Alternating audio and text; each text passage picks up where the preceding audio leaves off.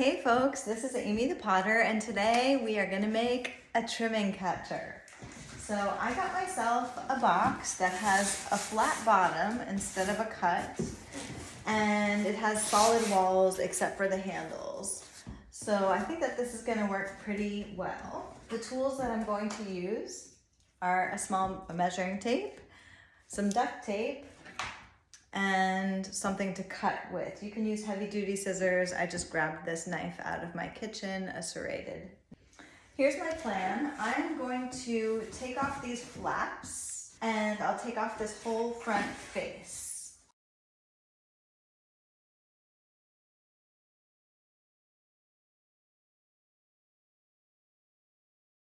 Okay, great.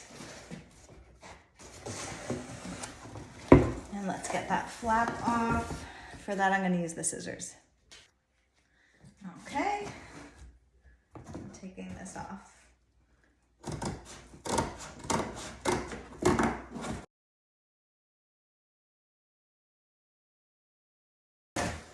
Okay, we're getting there. So I cut those front flaps off, and eventually I cut the back flap off too, and just made it a really clean box. In the middle here. This one is 23 inches, so it's going to be at 11 and a half. It's going to be the middle. So I'm going to half right there. I'm going to cut this part out anyway, so I just want to know where the middle is.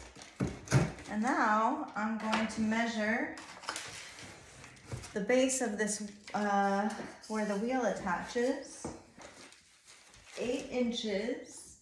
So I'm going to cut it pretty tight in there, 8 inches. So that'll be putting this at 4. And let me get a pen. So a pencil and a ruler.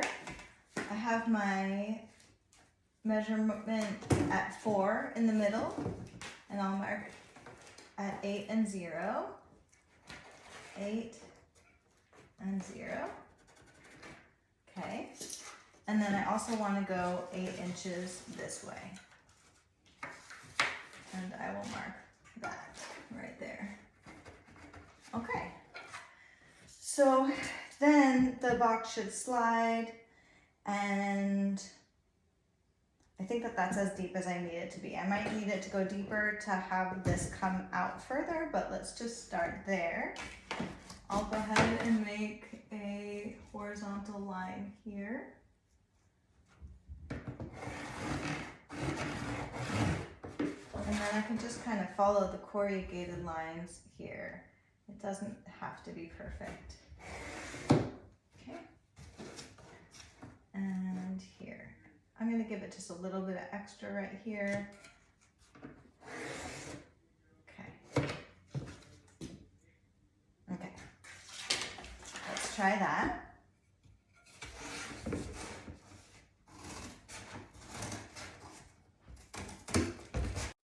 At first I just cut a square and an 8-inch square, and I tested it. I flapped it up and tested it, and I realized it needed to be deeper. So then I went back and cut an extra inch or so.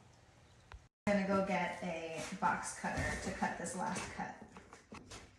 Okay. And I'll get that ruler.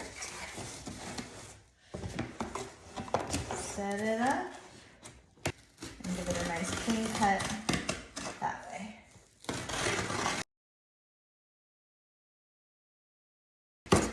Hey! Okay. Okay, this is sitting on the wheel backwards, obviously, but just so you can see, it looks really good. It's rigid. It's not going to open up. And now what I would use my duct tape for is to close up any holes, inside and outside.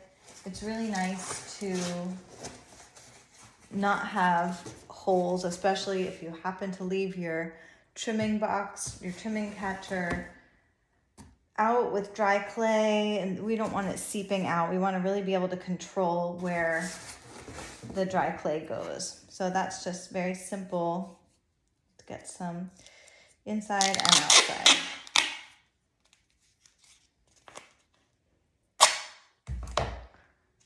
Just looking for where the light shines through.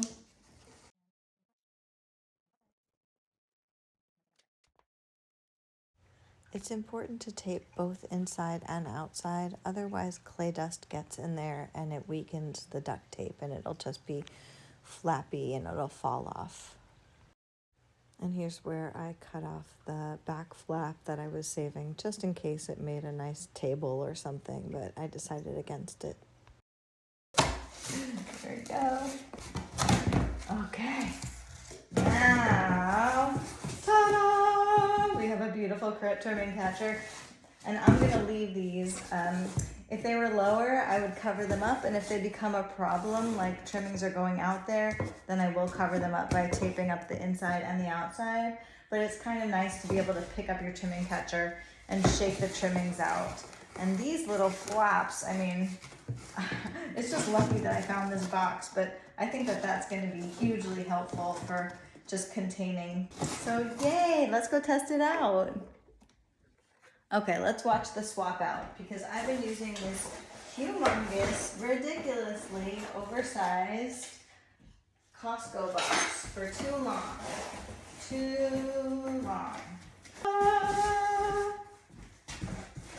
Hey, look at that.